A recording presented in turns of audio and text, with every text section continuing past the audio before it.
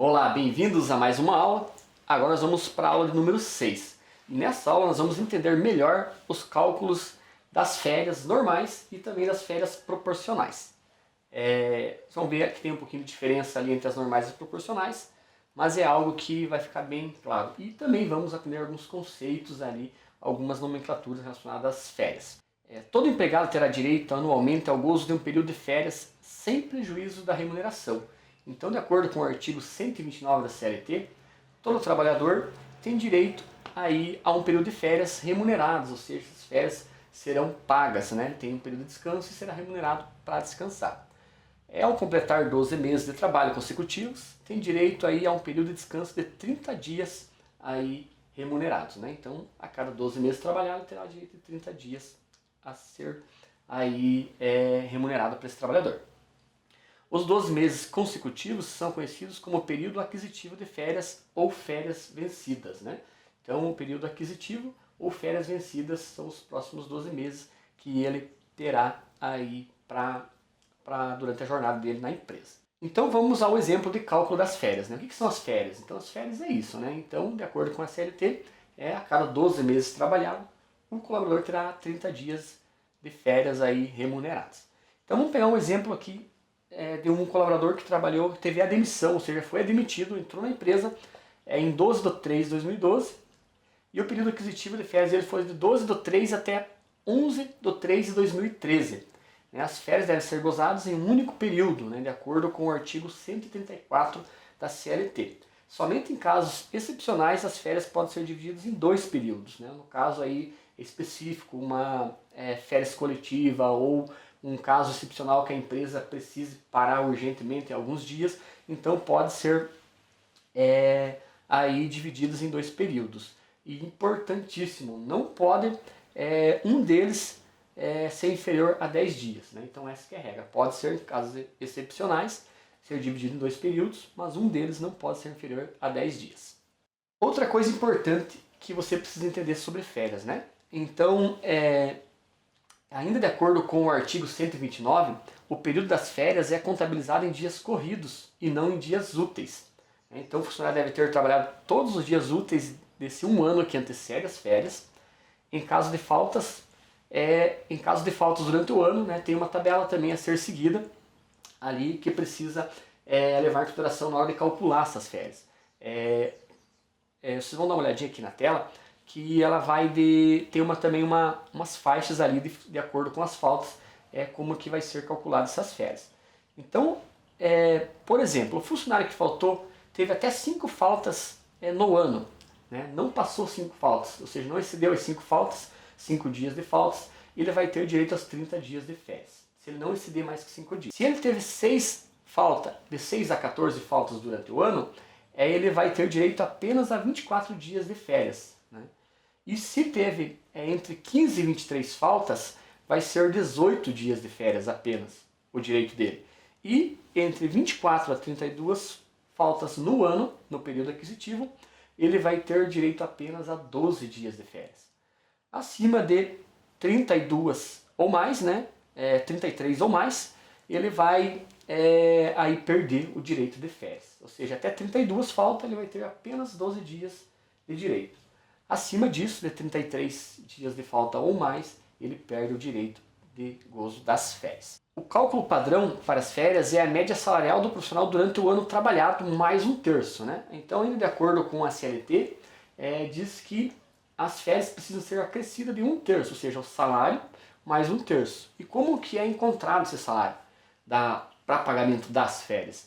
É a média salarial do ano, né? Ou seja, todos os salários, soma todos os salários do ano do trabalhador e divide por 12.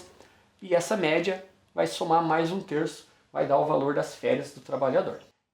Assim teremos a média que servirá de base para o pagamento das férias. Então, resumidamente, soma os 12 salários do ano, divide por 12, vai dar aí a média para a base do pagamento das férias.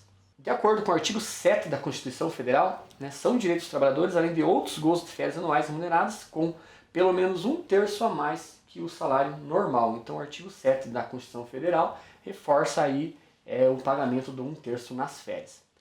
No cálculo da remuneração das férias, além do abono pecuniário, quando houver, acrescenta-se o valor correspondente a um terço as respectivas verbas. Então, sendo assim, a CLT, né, reforça várias vezes aí a obrigatoriedade de um terço constitucional aí nas férias.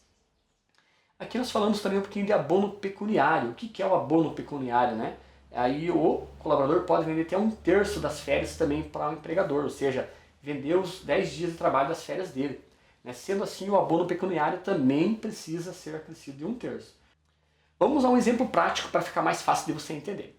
Então, partindo do ponto que a média dos salários do trabalhador neste ano foi de R$3.000, acrescenta-se mais um terço. Então, vamos supor que somando todos os salários deles, dividido por 12, chegamos aí à média de R$3.000, que é a base das férias. Então, vamos pegar o salário de 3.000 vezes 33%, que é o um terço, dá R$990. Então, vamos somar o 3.000 mais 990, 3.990, menos os impostos e o imposto de renda. E também pensão alimentícia dependente, caso tenha. Então, nesse caso, nós temos 3.990 do valor total das férias e precisa ser deduzido os impostos, que vai seguir o INSS, o imposto de renda, a mesma metodologia que a gente viu nas aulas anteriores lá do imposto de renda e também do INSS. Vamos agora a um exemplo de cálculo de férias com funcionário que possui falta durante o ano, falta sem justificativa. Então vamos lá, partindo do ponto que a média do salário do trabalhador neste ano foi de 3.000, o funcionário teve 8 faltas no período aquisitivo. De acordo com a tabela, ele terá direito a gozar e receber 24 dias de férias. Então 8 faltas aplicadas à tabela anterior, que nós vimos, e ele vai ter direito a 24 dias. Então como que vai se aplicar o cálculo? Nós vamos pegar o salário de 3.000, dividir por 30 e multiplicar por 24. No nosso caso aqui, R$2.400. 3.000 dividido por 30, vamos encontrar ali o valor do dia dele, vezes 24, que é o direito que tem de férias, vai dar um salário de R$2.400. Desse 2.400 nós vamos acrescer um terço constitucional de férias. Então 2.400 vezes 33%, que dá 792. Férias a receber 2.400 mais os 792, 3.192, que precisam ser ainda deduzidos os impostos de INSS e imposto de renda. Então assim que nós calculamos aí as férias com faltas. Vamos a mais um exemplo, aí em relação aí às férias proporcionais agora. Aos exemplos anteriores a gente viu como funciona as férias cheias, que chama, e tivemos um exemplo também ali com as faltas do colaborador. Agora vamos ver um exemplo no caso do funcionário que entrou aí no decorrer do ano, não tem o ano todo de férias. Então, partindo do ponto que a média dos salários do trabalhador neste ano foi de 3.000 e o funcionário possui 7 meses de trabalho. Normalmente, pessoal, quando que vai calcular a férias proporcional? Quando o funcionário é demitido da empresa ou ele pede demissão, se ele não for demitido ali, se ele for demitido, ali ao longo do trabalho dele, que ele não tem ainda um ano completo de férias. Então, é normalmente aí que a gente vai aplicar o cálculo da férias proporcional. Porque não tem o ano todo, nós precisamos encontrar a proporcionalidade dessas férias. Então, por exemplo, o salário é 3.000 e ele trabalhou 7 meses. Então, vamos pegar o 3.000 dividido por 12, nós vamos encontrar o valor por mês de férias dele e multiplicar por 7. Então, 3.000 dividido por 12 vezes 7. No nosso caso aqui, as férias dele daria R$1.750. E desse 1.750 eu vou colocar aí o 33% em cima, que é um terço constitucional, que vai dar R$577,50. E as férias a receber dele no total, R$2.327,50, sem tirar ainda o imposto de renda e INSS. É assim que nós calculamos então a férias proporcional. Imposto de renda retido na fonte sobre férias. Por exemplo, o valor apurado no cálculo da remuneração das férias, incluindo um terço constitucional e respectivos adicionais, segue o mesmo critério para o desconto do imposto de renda retido na fonte. Segue o mesmo cálculo de apuração dos rendimentos bruto e líquido e aplicar a tabela para o imposto líquido devido. Então vai seguir a mesma metodologia que a gente viu lá atrás no salário. Em resumo, pessoal, então, as férias aqui. Então, tem duas formas, a férias vencida e a férias proporcional. A férias vencida, quando já tem um ano completo, que vai pegar ali a média dos 3.000 e a média dos 12 salários do ano, ali dividido por 12 e acrescer um terço. E quando ele não tem o ano completo, vai ser proporcional ali ao tempo dele na empresa. De acordo com o artigo 146 do decreto de lei número 5.452, de 1 de maio de 1943, nos diz que na cessação do contrato de trabalho após 12 meses de serviço, o empregado, desde que não seja demitido por justa causa, terá direito à remuneração relativa ao período incompleto de férias, de acordo com o artigo 130, na proporção 1/12, 1/12, né, 1/12 por mês de serviço ou fração superior a 14 dias, redação dada pelo Decreto-Lei número 1.535, de 13.4.1977. Esse parágrafo único, pessoal, aqui do artigo 146, ele nos reforça aí a obrigatoriedade da férias proporcional, que é 1/12. Então, daqui que saiu a proporcionalidade de 1/12, que nós vamos precisar para calcular aí no caso do trabalhador que não tem um ano completo de férias. Outra coisa importante que você precisa entender sobre as férias, que é por mês de serviço ou fração superior a 14 dias. Ou seja, só vai contar um mês de férias quando for acima de 14 dias trabalhado. Ou seja, num mês, dentro do período de 30 dias, ele trabalhou 13 dias.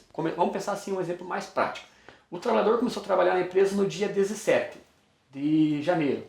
Né? Então, o mês de janeiro não vai ter direito a férias, não vai ter um avo de férias. Ele começou a trabalhar no dia 12, então deu 16 dias nesse mês. Opa, vai ter direito a um mês de férias. Então a fração aí de 14 dias serve para isso, para que o departamento pessoal possa se basear, né, de acordo com a demissão e demissão do colaborador, se ele vai ter direito naquele mês fracionado de férias ou não. Né? Então, em resumo, as férias vai ser dividido por 12, 1/12, né, na proporcionalidade, e dentro de um avo é a fração de 14. Né? Então, se ele tem mais de 14 dias trabalhado no mês, ele tem direito de dar um avos de férias, ou seja, naquele mês ele tem direito de férias, um mês de férias.